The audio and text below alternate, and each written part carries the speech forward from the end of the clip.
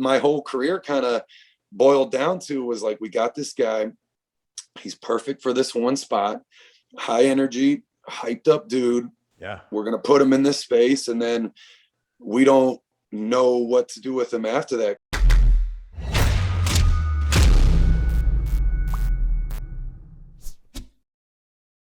Hey, it's Chris. So good to see you, and I am hyped for this interview with Mojo Rawley. Of course, I didn't get hyped for this interview. I have stayed hyped for it. But seriously, I'm truly honored that Mojo, Dean, whatever you want to call him, trusted me with his first interview since being released from WWE. And none of this would have been possible without our sponsor for today's video, the most addictive mobile game I've ever played, Raid Shadow Legends. Explore millions of champion combinations and master countless techniques as you take on raid bosses, dungeon runs, campaign battles, and PvP arena matches.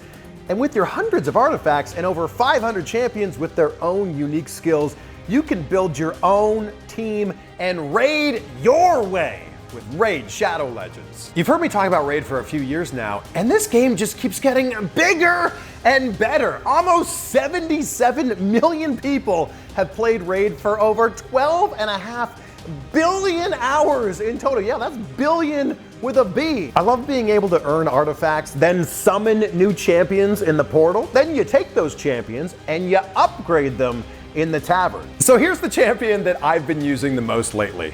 Cudgler, who I affectionately refer to as Cudgler the Cuddler. Because, I mean, just look at how warm and cuddly he looks.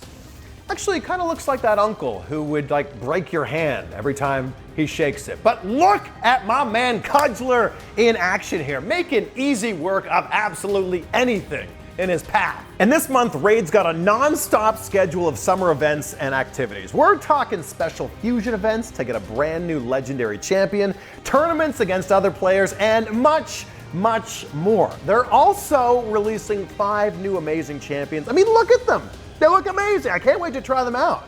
Raid summer plans are just starting to heat up, and there's some giant updates coming very, very soon. So there's really never been a better time to get started with Raid. Now, if you want to get a huge head start in Raid, all you got to do is hit that link in the description, or better yet, scan that QR code right there. New players will get an epic hero Chonaru, who's amazing in the Doom Tower, by the way, 200,000 silver, 1 XP boost, 1 energy refill, and an ancient shard so you can summon an awesome champion as soon as you get in the game. Look at this champion that you're gonna get for free. Chonaru, an absolute badass. You'll find your extra rewards right up there in your inbox for the next 30 days only. And it's that easy. Just click the link in the description or scan that QR code right there, and I will see you in the game. My username there, super simple.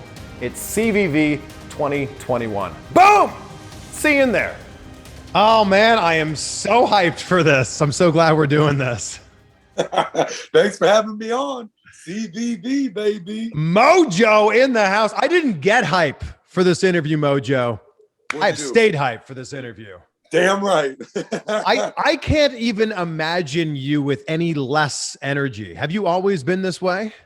Yes, since birth, I've heard this is how I came out. Very loud, very obnoxious, always a pain in the butt. And I decided that's how I wanted to do things. So we just stayed constant over the years. You're just like an 11 out of 10 all the time? Yeah, 11, 69 out of 10, something like that, you know. Got to up the ante, you know. We're establishing new boundaries and new ceilings, you know.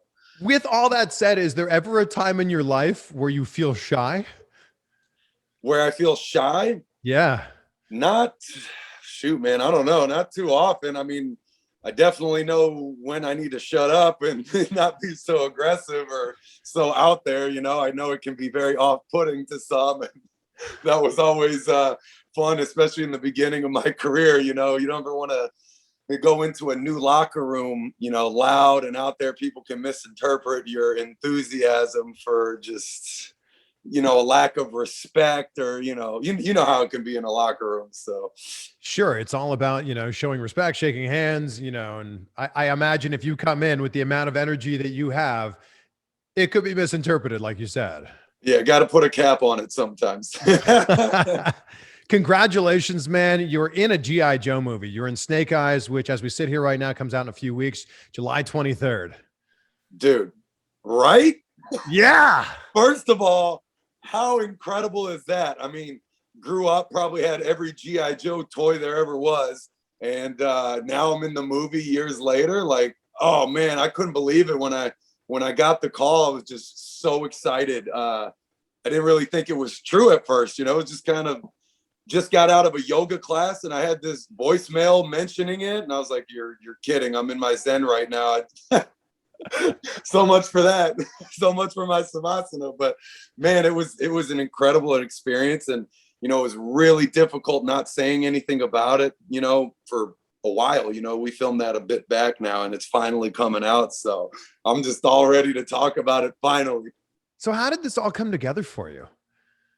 Well, apparently, I guess the director and one of the producers were on YouTube, and I guess they found me or a clip I had done, or maybe it was my Instagram, but that's literally how this started, just seeing a clip. And then they're like, yep, we want that guy. And and that was it. So it's just crazy. You never know everything you put out there, what it's going to lead to, especially in the wrestling world. Like, you never know which promo is going to get you a push and all this. I mean, now it's like what social media post is going to get you a movie.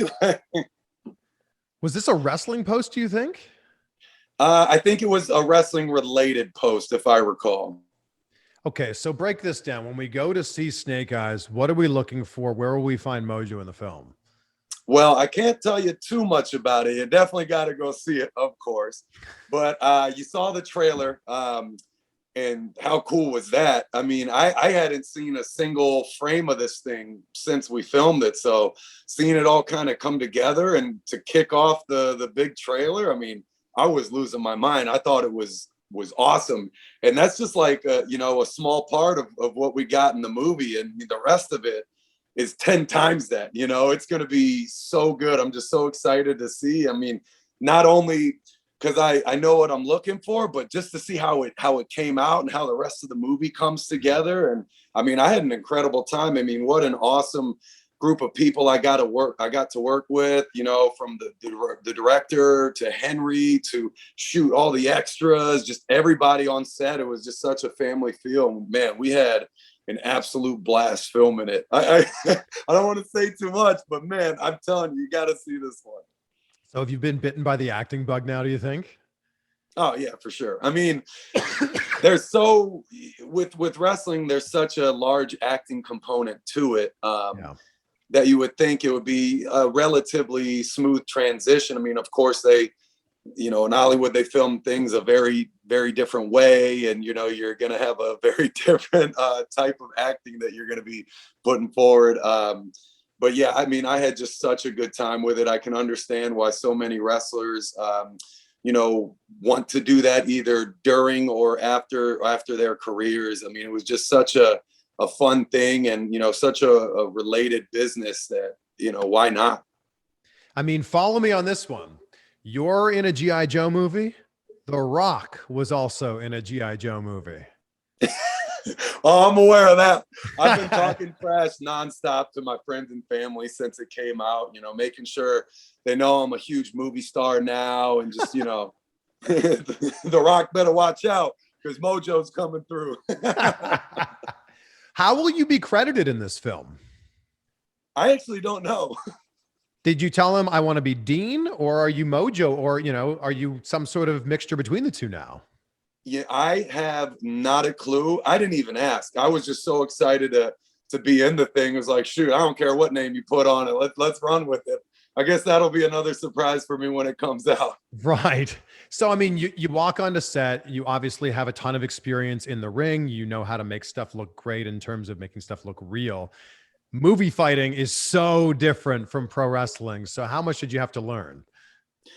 Not too much. We went in for the first day of training and we just ran it. It was so funny because they showed me the scene and I watched it once and I was like, all right, cool, let's run it. Like, I got it. They were like, wait, what? I was like, guys, if you only knew what we went through on TV day every week with script changing and matches changing every 15 minutes. And then it gets thrown out the window and you're standing in Gorilla and then your music hits and then they change the whole thing. It's like, yeah, we can pick up a script on the fly. So, I mean, that part didn't take too long. Of course, that, that fighting element, more of like being in a real kind of like street fight is different than, what we do in wrestling. I mean, we try to, incorporate that into our matches, but there's wrestling moves and there's wrestling spots and it's different. I mean, I can tell you I was really sore the next day. I mean, I did an entire day of filming nonstop. I mean, there were short breaks, but I told everybody on set, I'm the hype man. I hate rest. I don't want to take any breaks. Like, let's rock. And they thought that was pretty funny and they were about it. But it was a lot. And, a lot of different movements. I mean, fairly similar, but at a different pace, a different cadence.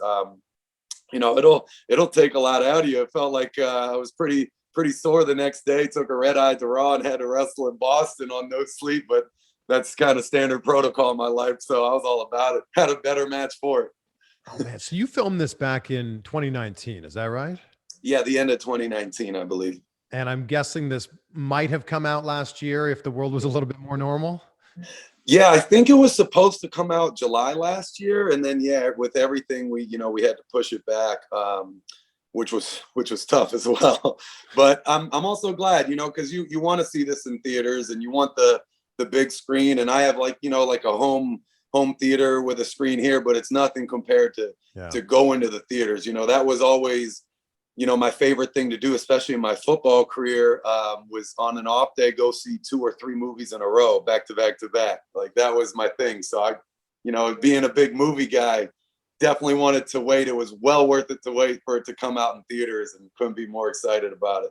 I too am a big movie guy. So I'm curious it might be tough to just narrow down to your top, favorite movie. Maybe what are your top 3 movies? Well, I can tell you number 1, without a doubt, is Remember the Titans. There's no question about that. That's where I went to high school.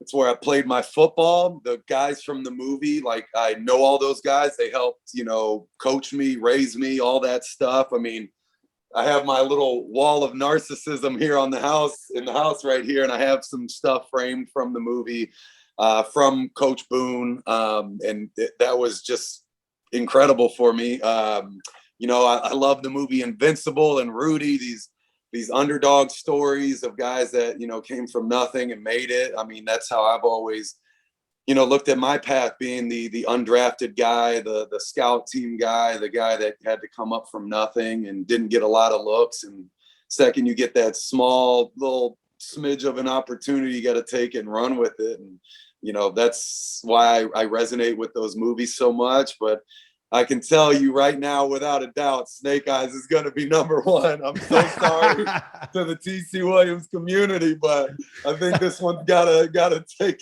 the number 1 spot for me.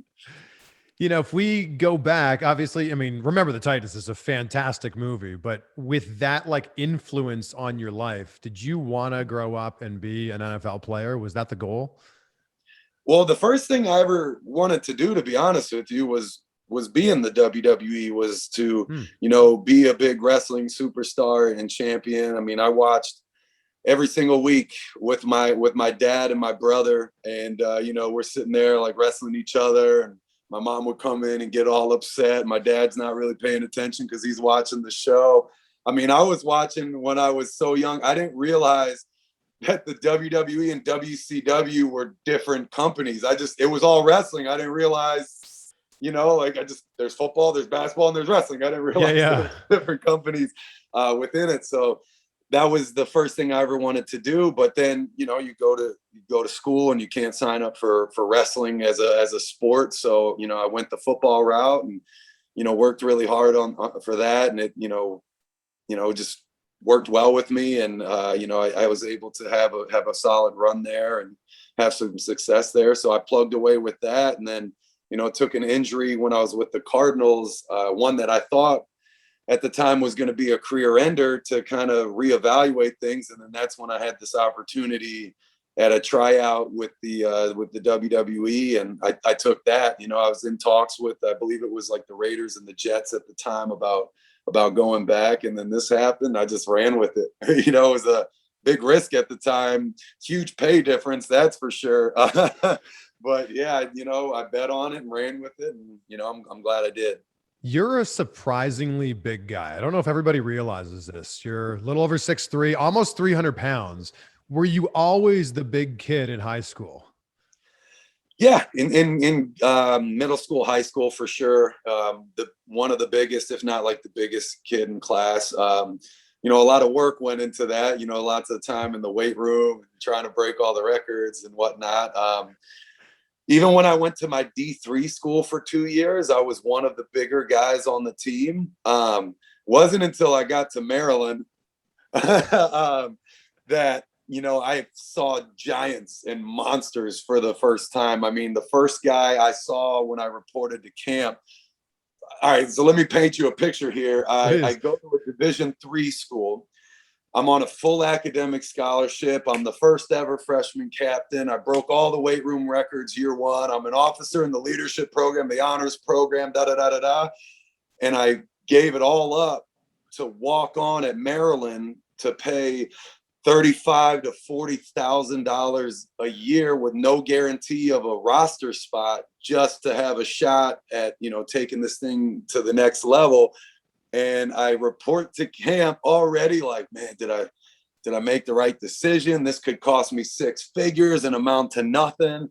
And the elevator opens, and the first guy I see when I walk on was this guy named Jared Gaither, who's 6'9", 370 pounds, with abs, who ran a 4.8 in the 40, who jumped a 35 or 36 vertical, 5-star recruit, and literally had a full ride to any school in the country for both football and basketball. And I see this guy and I was like, I think I made a terrible mistake. Nicest guy. And, you know, I'm so glad to have the reps against him. I think he was the only guy in the country that shut down Mario Williams the year he was drafted #1 overall. And like, he was going half speed, I feel like, against him too. It was unreal. Anyways, yeah, it was a risky move, but hey, man, that was my first taste of seeing giants. I'm glad I did, because there's a lot of them in wrestling. But all of this, it seems to come back to the same point, and that point is you bet on yourself. You bet on yourself when you went to Maryland. You bet on yourself when you maybe could have stayed in the NFL and you decided to go with the WWE. Where does this mentality come from for you? I don't know, man. I just, you know, I feel like I've been very good over the years at not necessarily staying in my lane, because I don't really like that saying, you know, you have your own lane and this is all you're entitled to, but just being more like real and open with myself. I know what my strengths are. I know what my weaknesses are. I know when I'm in a place where I'm getting a push that I don't deserve, and I know when I'm not getting one. And, you know, it kind of makes it easy to know what you want. And if you think you really have the work ethic and the skills to attain it. So I think that's definitely aided me over the years, and, you know, betting on myself. Cause yeah, there's been a couple of very, very, you know, big bets I took. I mean, the year I could have gone back to the NFL, I would have been making, you know, 500 grand at the time, you know, and that was the minimum salary. And then now I start in NXT or FCW. At the time, I was making 39,000 a year, and I came in with, you know, $150,000 in student debt. So it was actually costing me $1,000 a month to be there. And it was risky, you know. Wow. Part of me was like, dude, go back for 1 year, get on your feet financially, and then come in. But this was an opportunity I wasn't willing to wait on or roll the dice on. I didn't know if it would be available later. So, you know, all things considered, I was like, we got to do this, and we got to do this now. So you had the opportunity in front of you. Actually, you had 2 opportunities in front of you, NFL and WWE. And you basically said to yourself, WWE is what I've always wanted to do. That is the childhood dream. And if I go back to the NFL a year or 2 or 3 from now, this WWE job, it might not be here. Yeah. And you know what? The funny thing is, the third option So I used to intern at Morgan Stanley from when I was 11 through college, like summers and after work. So that was always like my real life career, my safety, what I'm going to go to after sports. So Yeah. I actually accepted a job with Merrill Lynch. And after I was released from the Packers, I signed with Merrill Lynch. I was supposed to start on Monday. That Friday, the Cardinals called me and signed me. So I had to call Merrill Lynch and ask them if they were cool with putting my contract on hold. They were like, go for it. We'll see you after. So after I thought I had a career ender with the Cardinals, I called Merrill Lynch again. And I was like, hey guys, if the offer's still there, I'd love to come back. And then the WWE happened. I had to call them again after signing the contract and be like, hey, do you guys mind if I go do this now? And they were super cool about it, thankfully. And I had to turn them down as well. That was kind of like, the safe career, something, my background was in that I could have went into risk-free. I had some family at the time telling me that was my move, enough abuse on the body, take the guarantee. All being said, I probably would have made more money there than I did in football and wrestling, maybe combined. It's a lot of money in finance, of course, but sure. Yes, again, there was a lot of options, but WWE was the move. That's what I wanted to do. And again, man, what a fun run I had over 9 years. You always want your career to go differently at certain ways, but you got to sit back and look at everything you had and weigh the opportunity cost. And man, I had a blast, man. I had so much fun. Do you think that if you hadn't had your calf injury with the Cardinals, that you would have then started in some NFL games? I think about that all the time. I really got cut down kind of at my peak. It was really a good situation for me there. And, I'd spent all my time in college, D3, D1, undrafted, to try to get this one opportunity in a scheme that fit my strengths and a team that understood me.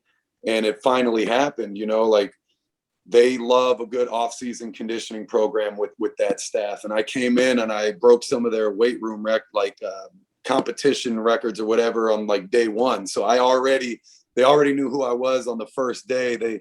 They called me the Iron Sheik because they saw my last name and thought it, they're like, oh, that's Arab. It's like, oh, you're the Iron Sheik, strong guy, Arab guy, you're Sheik. So no one knew my name when I was in Arizona. It was Sheik. Like that's how it was written on the depth charts, like everything. Wow. Which was great because I love the Iron Sheik. And they really had a good opportunity for me there. And I think they even had me penciled in as goal line fullback, which I was stoked about. So yeah, I think there was an opportunity there, if not to start, but definitely see a lot of playing time. And yeah, that injury just could not have come at a worse time, or so I had thought, because I'm a firm believer that everything happens for a reason, and without that, I don't get this. So maybe, Right. Yeah. And I'm not trying to draw another parallel here to The Rock's career, but the Rock's dream was to play in the NFL. Couldn't make it happen. And then look at the career he ended up having after that. Exactly. Everything happens for a reason, man. You never know where life's going to take you. And that's why, just got to have a positive outlook. That's where my whole stay hyped mantra came from. I had that from early on in football, well before I came to wrestling. Just being that last string guy trying to fight just for a spot on the bus and whatnot. That was my only way. I not only do I have to outperform the guy in front of me by one play, I got to beat him in the weight room. I got to have the highest GPA on the team. I got to be first to show up, last to leave. Like I have to dominate that person in every aspect of life for them to choose a walk-on, a guy they didn't want over their preferred 5-star recruit. And that's what it is. It's all you can do, man. And the only way you're going to do that is by keeping a smile on your face every step of the way. I imagine that was pretty hard to stay hype when you have an injury that could potentially end your career. Yeah, that was pretty tough, man. There's been a couple of places in life where, man, just everything felt like it was collapsing. Go from sitting here thinking I finally found my place in football to having a career-ending injury to not being able to walk to having permanent damage. I think my girlfriend of 13 years at the time, we broke up almost right after that. So it was just like my whole life just imploding. It's like, what the hell happened? And, you know, happened for a reason. It sucked then, but it makes me appreciate every little thing I get now. And I couldn't be more grateful for all of it and all of it happening at the same time. I love it. How did you end up finding out about the WWE tryout, and how did you get in? It was such a strange thing because, so you guys, you know, Rob Gronkowski, one of my best friends, his brothers are like my brothers. His dad's like a dad to me. He was the dad, Mr. Gronk, was college roommates with Mike Rotunda. Okay. At Syracuse. So I guess they were just having a conversation, catching up, and my name came up somehow, and IRS was like, man, this is a guy we'd like to take a look at. They sent me to see a house show in Buffalo with the boys, had a blast. They had me go to Raw in DC. We meet with Mr. Regal, talk with some of the guys to see the whole thing backstage. And then that was it. They offered me, you know, the developmental deal right there on the spot. And I had no idea what I was getting myself into, but we ran with it. But it all started with like a phone call that I wasn't even on. So you picked up your entire life and moved to Florida just like that? Just like that, man. I mean, Wow. when you got an opportunity, you can't wait on it. You never know how it's going to be. Like, you just gotta rock with it. If it comes now, if I get a phone call, you know, as soon as we finish up this interview and it's a great opportunity, I'm out of here. I'll leave this house, no problem, whatever. So you signed with WWE. You're a huge WWE fan growing up. You're living the dream at this point. You must be thinking like, all right, what can I do to get to the top? What can I do to become that champion? Yeah, it was interesting because, you know, I knew WWE as a fan, but I didn't know what training was going to be like. I didn't know what becoming a superstar would entail. I mean, I came into this thing blind, and, you know, I came in, I was trying to display my personality while simultaneously like being respectful and yes sir, no sir, quiet, whatever's asked. I wanted to be the first guy to show up and last to leave every day. That whole thing, just kind of everything that got me to that point. But I didn't really know the best way to get a push from an insider's perspective. It was just hustle. So yeah, man, it was pretty crazy. I mean, you know how difficult it can be to get a good run and a lasting run in the company. So it gets tricky, man. So how long was your actual training before you were able to work a match in front of a crowd? So this was a thing that was both a plus and a minus for me, I think. I came in and with this personality and with the football background, and I think they were really high on me in the beginning. And, you know, they're like, we just need to teach this guy, you know, a few things and just let his hype take care of the rest. So I actually had my first match at a live event 7 weeks after my first day.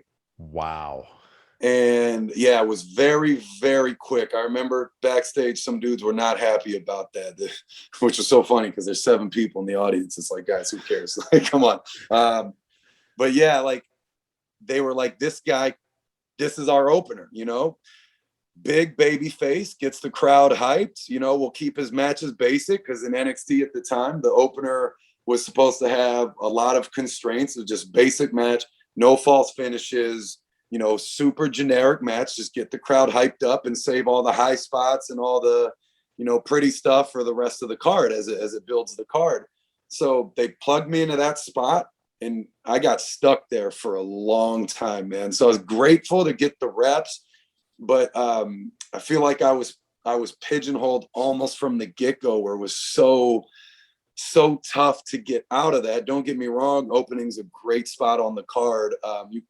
If you open every show, like, what a career you're going to have. But at the time, like, after a while, it got tough, man. I remember having nightmares about it because I was seeing some of the guys I started with start to pass me and, you know, getting opportunities because I was always, that's Mojo, that's your opener. And I opened every show for like years in NXT. Like that's just like every single show.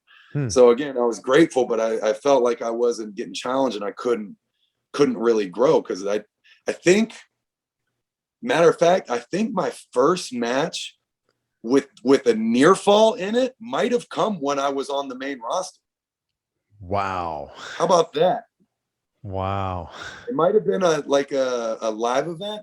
Yeah. I don't think it was a TV match, but yeah, that was kind of my point. It was like, you know, and I remember vocalizing it at one point. I appreciate the spot I'm in, all due respect, but you know, I feel like I need to get outside the box here a little bit. And I didn't want to complain because I had a great opportunity. And I know where my coaches were coming from. They're like, we want you to focus on your selling. That's all you need. You need to be hyped and you need to learn how to sell and you're going to be golden. It was almost like the John Cena philosophy. They always called me NXT's John Cena when I got started, which I was like, how cool is that? But yeah, eventually, yeah, man, it just got tough. And, you know, I was so grateful when we finally started to break out of that finally. Were you the one that came up with the name? Did you come up with Mojo Rawley? No, actually. So Rob Naylor was a creative assistant we had at the time. He was like Dusty's right-hand man. And he came up with the name. And I think he came up for me after like a week of knowing me. He's like, dude, you should be Mojo. And I was like, no, like who's going to take a guy named Mojo seriously? Like that is ridiculous. I could not have been more against it. And he was like, he kind of explained it to me a little bit. And he's like, take some time and think about it. So I did. And I started chopping it up from like a marketing perspective and thinking about, you know, all the, you know, crafty catchphrases we could come up with. You meet Mojo one time, you're going to remember that guy, especially after meeting me. You know, you're never going to forget the name. And I was like, you know what? Let's run with it, but let's tag, you know, a real life or a more real life name on the tail end. So it's not just Mojo, because the thought at the time was to be just Mojo. So that's when we came up with Rawley, and I was like, oh, we can do like, you know, Monday Night Rawley, you know, which of course 30,000 people have done. And the funny thing is we actually never used Monday Night Rawley ever. So it was kind of pointless, but yeah, man, that's kind of where the name came from. I'm glad he talked me into it, because now even after not being with the company anymore, Mojo, it is what it is. You're allowed to use that name now? Well, not Mojo Rawley, but Mojo Mutadi, Dean Mojo Mutadi. That's what we're running with. So yeah, what is the name that you're going to go with? Probably Mojo Mutadi, man. I mean, really, I respond to everything, but I guess we'll really iron that out when I resurface my first wrestling match. I'm fascinated by like the idea of branding, and I love the idea of Instagram names, and the fact that you have just @Mojo on Instagram. It just excites me so much. How were you able to get that? Brother, first of all, there's two parts of that, which is really funny. Okay. But I have a manager that I have worked with over the years, great guy. And he calls me up, Brad Cutler. He calls me up one day and he goes, bro, @Mojo's available on Instagram. I'm going to get it for you right now if you give me the okay. And I was like, do it. Right. What were you using at the time? What's that? What was your name at the time? @Mojo Rawley WWE. So he gets that for me and he gets me verified. So outside of Cena, I was the first wrestler to be verified. And I remember Zack Ryder and The Miz going nuts about it, because both of them had like over 1 million followers. But I was verified with not even like 10% of what they had. And I think Miz brought that up, and he's the one that got the rest of the company verified. Wow. But the other part of this is I'm so glad, you know, Brad got me @Mojo, because I thought it was a joke at first, but someone hit me up recently, maybe a month ago, and literally offered me $100,000 for @Mojo on Instagram. They didn't want my account. They just wanted the name @Mojo. Yeah. And I said, no. Like a brand? Was it? It's a company that wants that name? There must have been some Gotta be Mojo business or company or something that's their slogan or whatever that wanted it. And this person was acting on their behalf, but yeah, said no. Well, if they're willing to pay you $100K, they're also willing to pay you $1 million probably. Who knows, man? But either way, I don't even know if you can legally do that with Instagram, but I'm at Mojo. That's my page. That's my brand. And, you know, again, you got to bet on yourself sometimes, man. I'm starting this new exciting chapter, you know, that's my handle, baby. And every time I go to your page, I audibly laugh out loud because you only follow 69 people. Bro, you have no idea how much of a struggle this has been for me.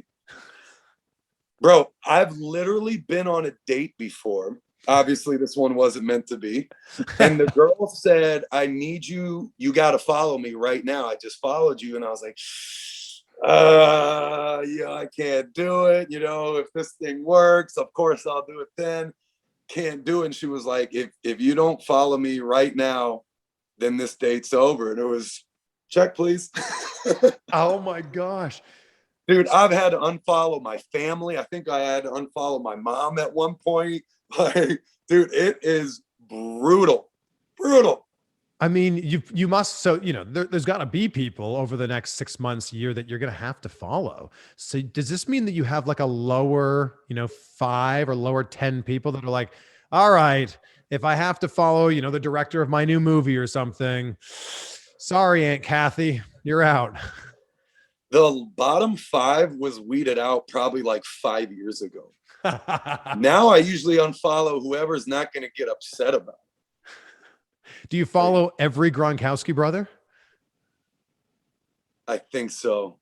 Okay. I'm going to have a talk with them in the group chat. Somebody's got to go. Whoever's like not getting it done. Or whoever doesn't post, whoever posts the least, maybe. Maybe you could follow 169 people. I was actually going to do an Instagram post about this today. Funny you bring it up. Because it is really getting tough. Posting, well, because if I'm going to do 169, that sucks. So I think I have to go all the way up to 669.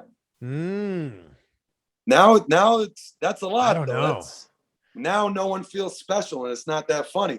And with the amount of people that deactivate and reactivate accounts, it's never going to stay at that number. I think you should stay at 69. That's the plan, my man. I mean, people DM me and they're like, bro, you're only following 68 or you're following 70 now. Like, you got to make this adjustment. It's automatic. My inbox floods when this happens. How ridiculous. Since we've mentioned the Gronks a few times, how did that relationship start? And which Gronkowski brother did you become friends with first? So I played at Maryland with Dan and Chris. I had Chris on the show recently. Oh, you did? Yeah. Oh, that's right. Shoot. Yeah, I have an ice shaker to show for it. So that good. guy turned down a ride to go to Harvard, by the way. So everyone that thinks they're a bunch of dummies, 3 of them had like 4.0 GPAs. Jeez. Wow. Rob and Gord were too busy partying, so theirs wasn't as high. Well, they had a 4.0 in partying. But yeah, Dan and Chris played with me at Maryland. Rob was still in high school. Their brother Gord was kind of like the guy that would come down to the games. And he was like the cool one that would show everybody around. But Dan is the only brother that's like a real human being, like that, the family guy. I mean, Chris has kids now too. He's not as much of a wild man as he used to be, but Dan's like the real one of the group. The other guys are these party animals. But I was friends with Dan. Dan was like one of my best friends in college. And this just shows you how I was. I thought he was a crazy party animal back then because I didn't drink, I didn't party, I didn't go out. Like, I was still like this hyped up crazy guy, but like I didn't do any of that other stuff. So I thought Dan was crazy. Now fast forward, I might be the most wild one out of the bunch. But yeah, you can probably blame them for a good part of that, maybe 69% of that. But So is it because of you that Gronk was able to work his way into WWE?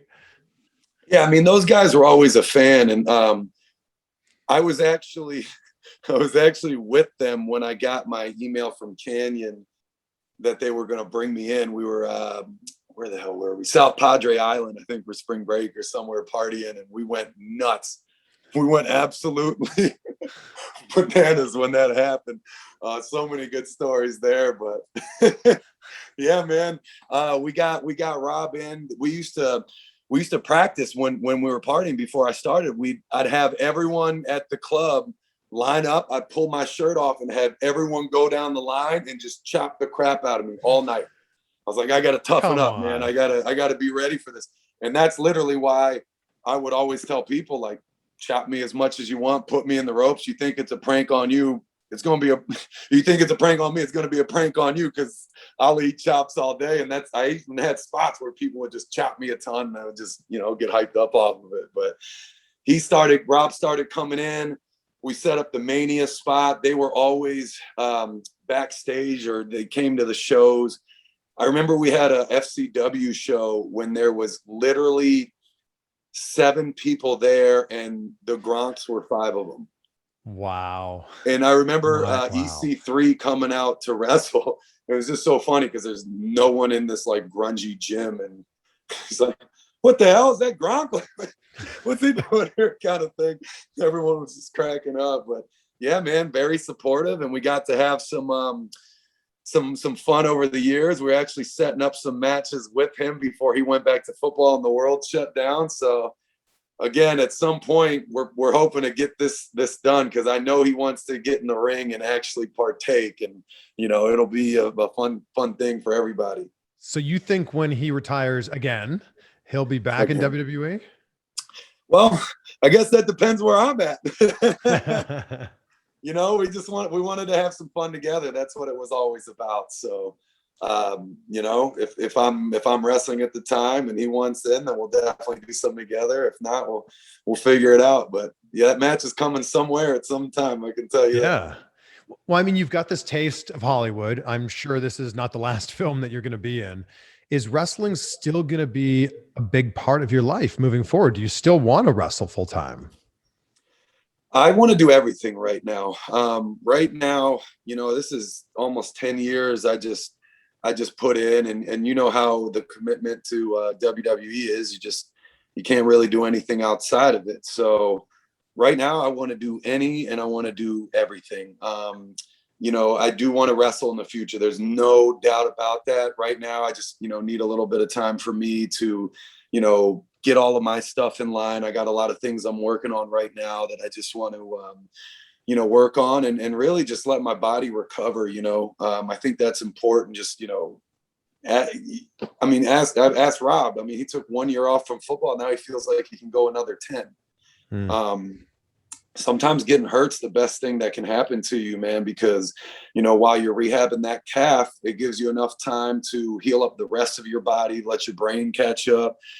Any other nagging, lingering injuries that you've had over the years, they can finally heal, and you can have some time away to rebrand, to redevelop, to look at everything from a fresh perspective, and, see what that entails and where that's going to take you. And that's kind of where I am right now. And, luckily that'll give me some time to explore, acting and getting into that world. I mean, I literally want to do everything right now. I can't believe it, but I'm busier now than I ever have been. I mean, it's been insane. Like, I have no free time. I'm on the road more now than I was when I was traveling for wrestling. And, I'm just loving it. I love to grind. I don't like to be home. I don't like to be resting. I hate getting a full night's sleep. Like, it's awful to me, and I'm just in a good place right now, man. It's a cool thing. I know it can be scary and very daunting, leaving that, that constant career and that guaranteed paycheck and that stability and security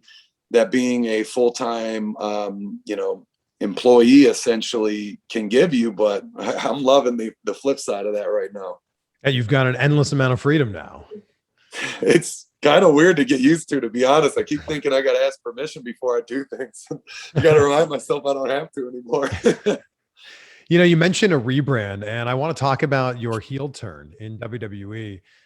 whose idea was this, and did it play out the way that you wanted it to play out?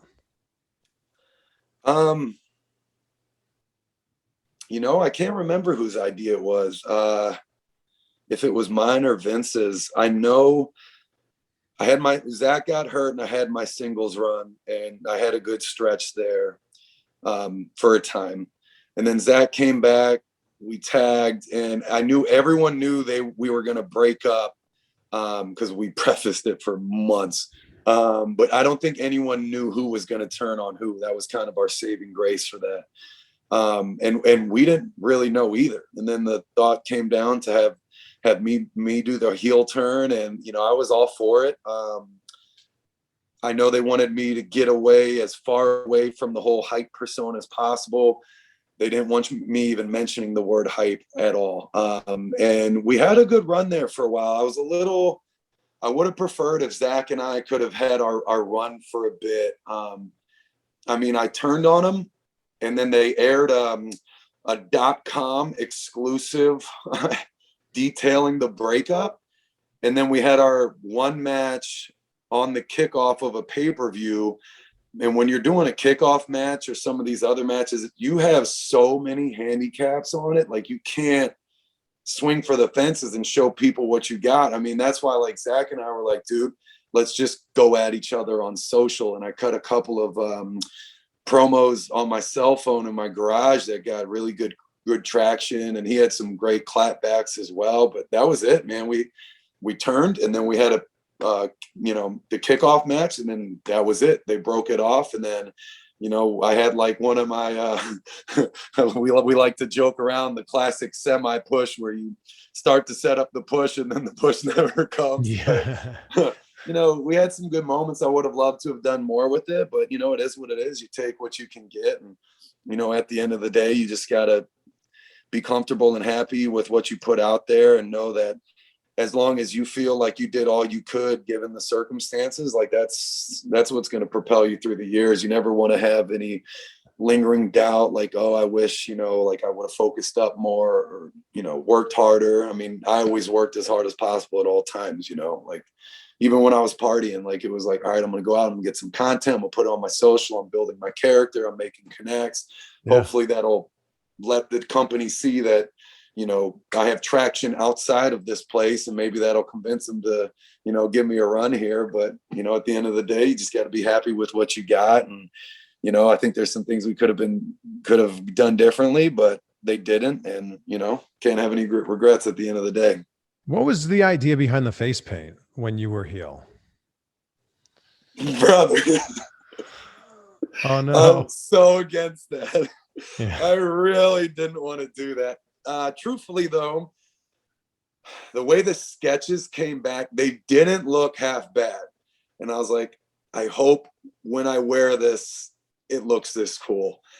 And it couldn't be furthest from. We had these promos. I pitched this idea of, like, everybody looks at themselves in a mirror. Everybody hypes themselves up. Everyone has that degree of vanity. Let me run with it. Let me cut promos berating someone for any shortcomings and failures, and you don't know who I'm talking to. You might think it's Zach, you might think it's whoever I'm going into a program with, drop subtle hints.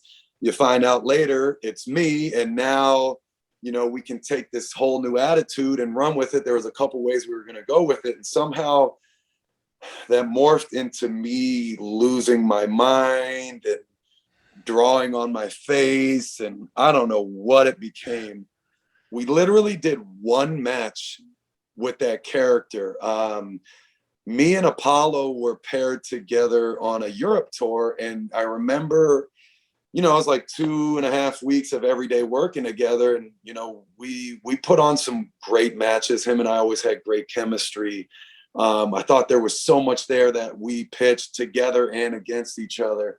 But we put on like matches that nobody was really expecting out of us, and that the fans really gravitated on. And it's hard when you got two guys who have zero TV time, who it's a cold match, and you're going out there following all these rivalries. And it was in the reports every night by the producers, like, hey, these two are really, really on to something. Let's give them a run. So they booked Apollo for my debut match in this character. And like, we were stoked. We're like, dude, this is it for us. Let's go out there and kill it. Show everybody what we got. This is going to be our first real opportunity to not do like one of these 2-minute TV matches where you can't show anybody anything. And then we found out it was a 60-second match that was more or less written out entirely for us. So 2.5 weeks of killing it turned into that. We were just like, and then that was that. Yeah. Character over. It's like, all right. And the character was over just because of that match, or no, I mean, we did everything that was asked. I mean, it just, I don't know how those meetings go. That's not what they wanted, or they had other things. I mean, honestly, I think sometimes they just forget about what's going on, because they have so much, that they're thinking about and weighing inside, like on the show and outside of the show. So you never know, but that was that. I was like, great. I just painted my face like an idiot for weeks for nothing. I felt like you really had the chance to take things to the next level when you won the Andre the Giant Battle Royal. And then nothing really came of that. Were there plans after? I mean, that's a huge WrestleMania moment. Were there plans after that for it to turn into something? I think the plans all went into that. I've come to learn that when you win the Andre, it's not to start a push afterwards. It's either the lead in for a great moment sometimes, or it's a reward for a guy that's quietly been busting his ass, and here's a thank you. It doesn't always mean it's going to amount to a push. I don't know, what their thoughts were at the time. I know they put me on this path to win it, and especially in retrospect, looking at the weeks leading up to that, it made sense that I was going to take it.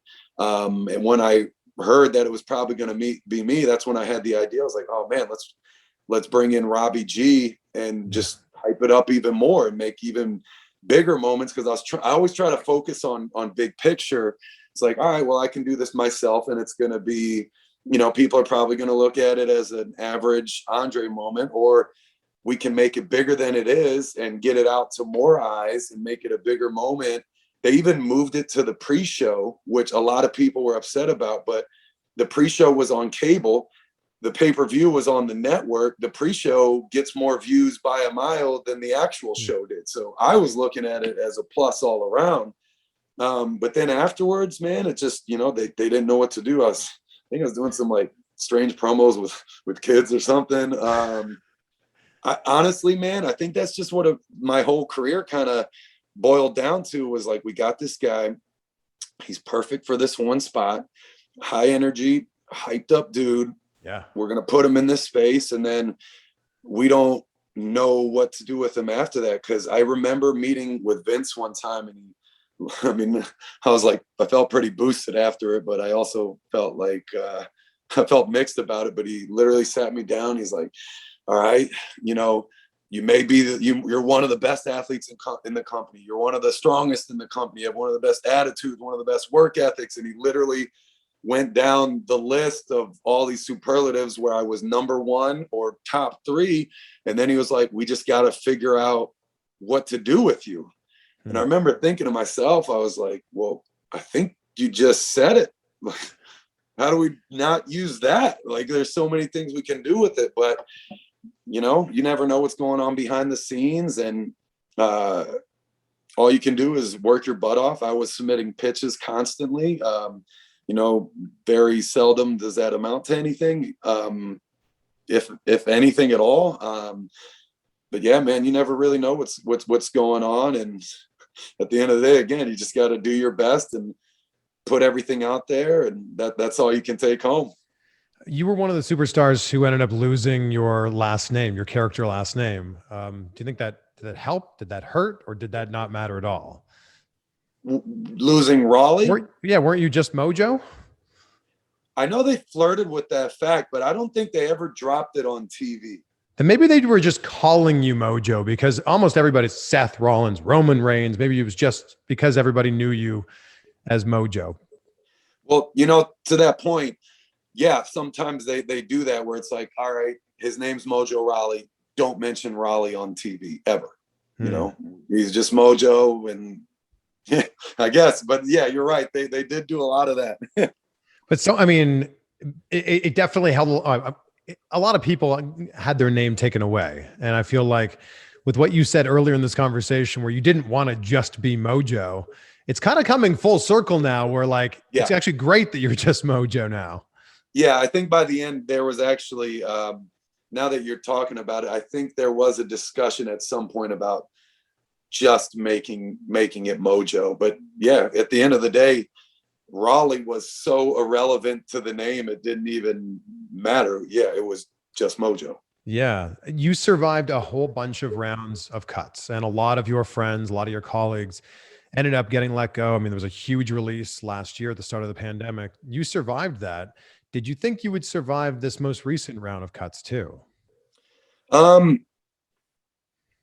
Truth be told, there's some other things going on there. All I can say is I'm grateful to have been with the company as long as I was. I mean, putting in almost a decade, that's a hell of a run.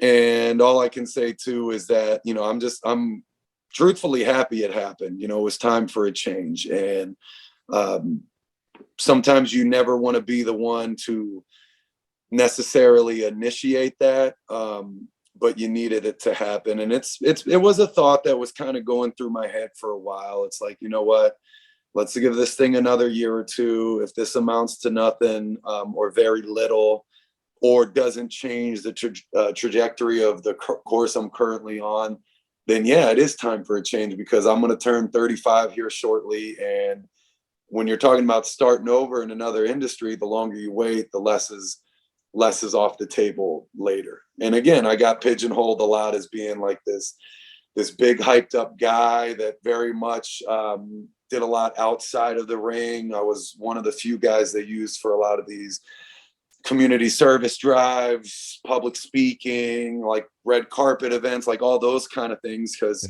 surprisingly, there aren't a lot of guys in the company that can do those.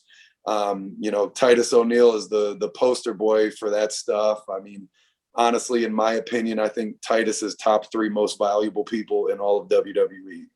I know that might come as kind of a shock to some people, but we got tons of guys that can wrestle. Almost everyone on the roster can put on a hell of a match if given the right push and the right opportunity. But how many guys do we have that can really go out there and make change and bring in a new fan base from doing all these promos that he does? And there's no one I've ever met that does more in that space than Titus. So,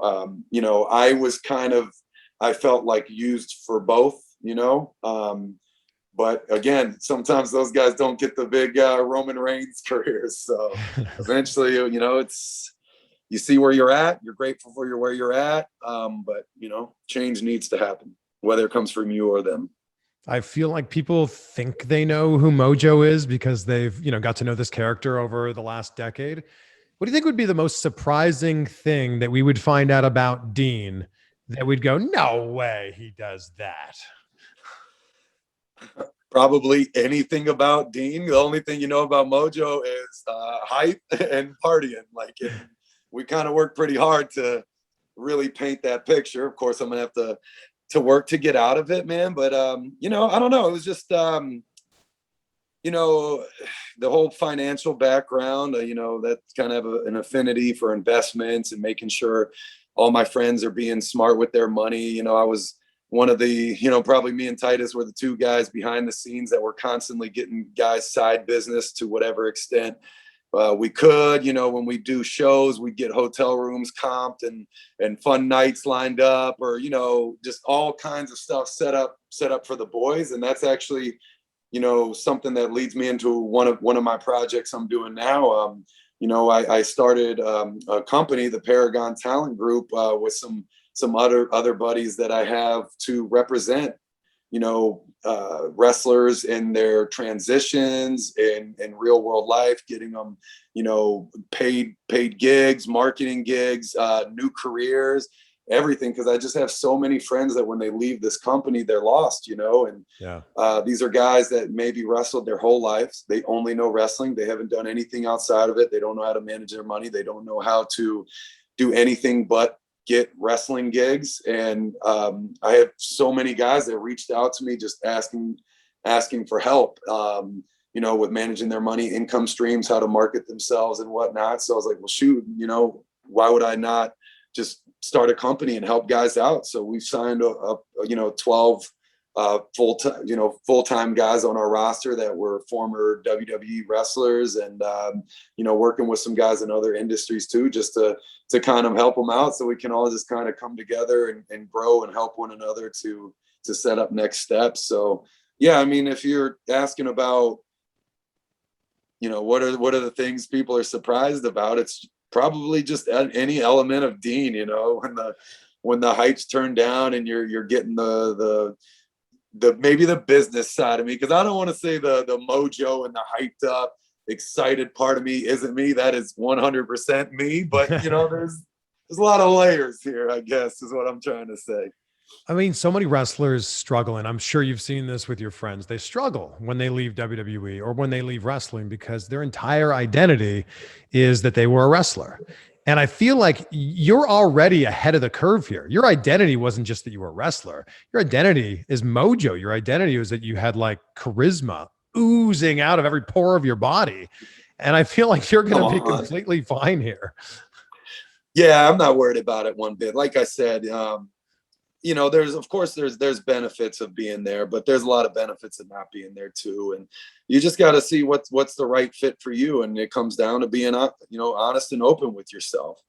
I mean, you got to know when it is possible that you could potentially, you know, be cut. I mean, if a case I could make right now, you know, with Braun Strowman not being with WWE anymore, who wasn't shocked by that? I mean, that blew everybody's mind. But Braun's another guy, Adam, I should say, that, you know, has a good business mind on him and has other things set up, and he's going to be just fine. And he's a guy that was a former champion, like the champion, who was the guy, and has more like YouTube moments than, you know, 95% of the roster does.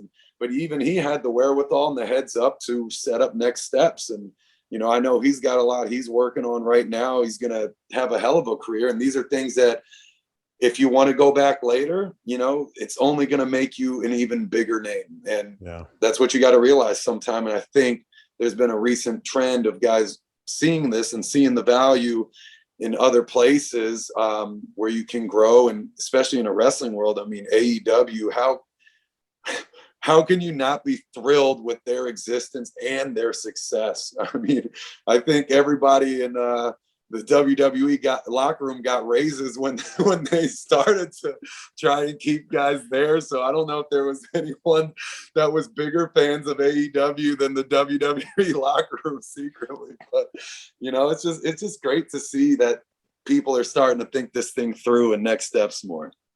When you look back at your entire career, NFL, WWE, how much of it do you think was hard work and how much of it was just right place, right time, and just good old-fashioned luck? I think all of it stems from the hard work. I've learned how to have fun through the hard times, which has been a gift for me. None of this comes without hard work, but at the same time, I could name 100 guys right now that work their asses off and get no opportunity. So everybody has to be right place, right time at some point. And the goal is just to work as hard as possible, always stay hyped, to maximize that window and that time frame for you to have a lucky moment.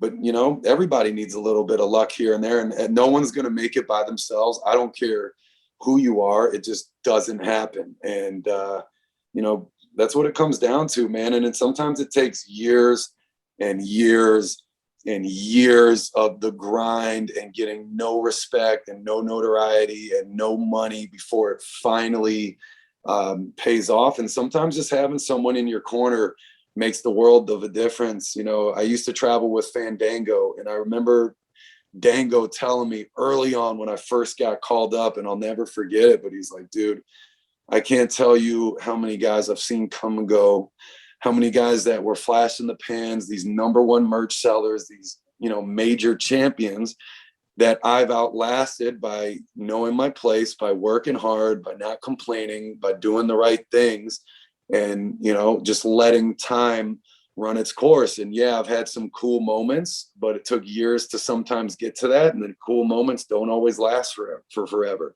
At the end of the day, it's a scripted show. Just because you're killing it and you're working hard, it doesn't mean that's going to translate to success. So take this business for what it is. If you're not getting a push, don't complain. Don't cry about it on Twitter. Look at what you are getting. You might be booked on the live events every weekend. You might be getting a chance to see the world for free. You might have an action figure, a trading card, a video game character. You know, you're still in the limelight. You're behind the shield of this global corporation. There's just so many benefits that come up with it. So who cares if you're winning or losing? Like, who cares if you go on a 200 match losing streak like Kurt Hawkins did, because it's going to end up getting you a Mania moment in your hometown. And I guarantee you Kurt wouldn't trade that for the world. Who cares about losses on live events and TV when you get a title win at Mania in your hometown? Like, what? So just stay the course, man. Control what you can control. Everything you can't, just let it be. Work as hard as possible. Know in your brain that you're doing everything you can. So 50 years from now, you can take comfort in that, as long as you're not getting disrespected and cheapening who you are. And long as that doesn't chip away at your identity and your existence, just run with it, man. Ups and downs, duck and weave. I love it, man. I've really enjoyed this conversation. This has been so great. I'm pumped to see what's next for you in Snake Eyes and every other film that you're going to be in. Dude, I'm telling you, this movie's going to be so sick. I've been dying for this thing to come out. And by the way, for everybody who saw the trailer and went, that main guy, I know him from somewhere. That's the guy from Crazy Rich Asians.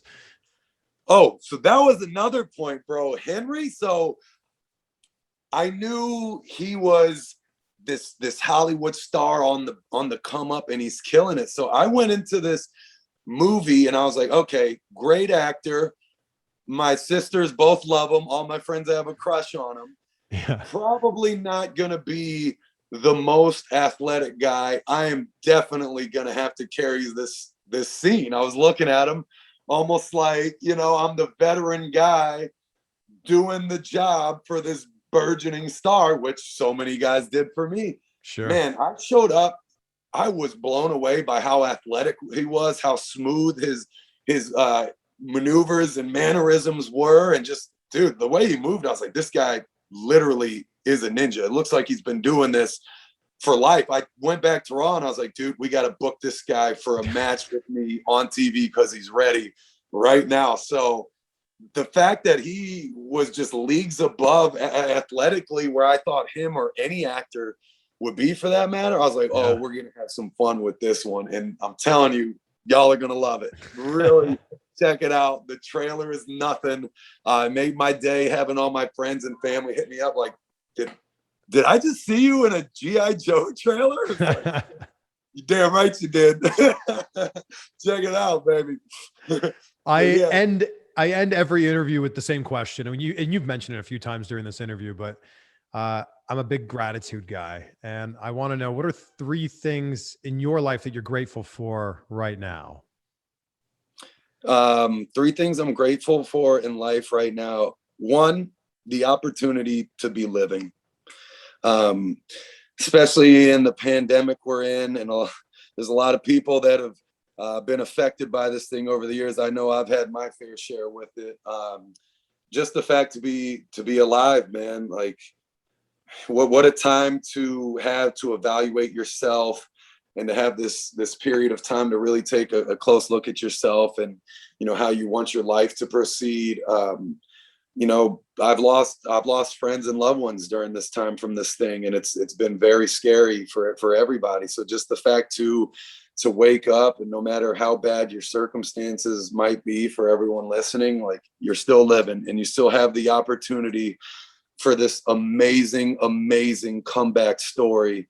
Because if, as much as you're down in the dumps now, you are going to love yourself that much more when you come out of it and you find success. And coming from a guy who's been knocked on his ass a couple of times, those are the moments I take more pride in than everything. So appreciate this this ability to be living and have a shot at life. To just you know, family and friends, man, like, especially now starting over and transitioning, you see who your real friends are and you're grateful for it. And for the people that, you know, may have turned their backs on you, it's good to know and good to learn from too. And it'll be fun to win them back later on, you know, and keep them at arm's length. But you know, just everybody out there that had some sort of influence on your life, like I said before, you don't get anywhere on your own. And I'm a firm believer that, and these people can help you through a lot of times.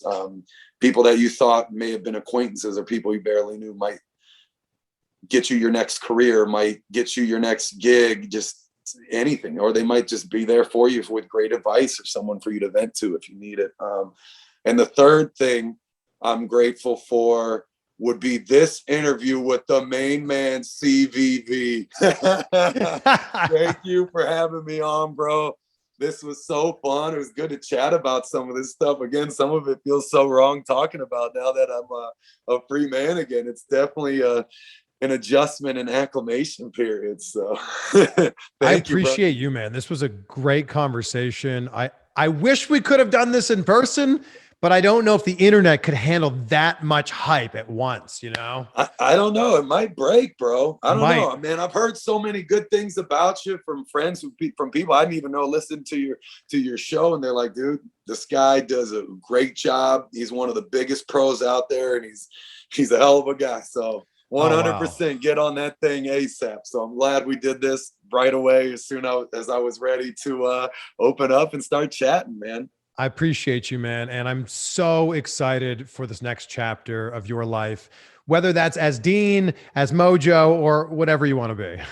My man, me too, bro. So excited. Let's keep it popping.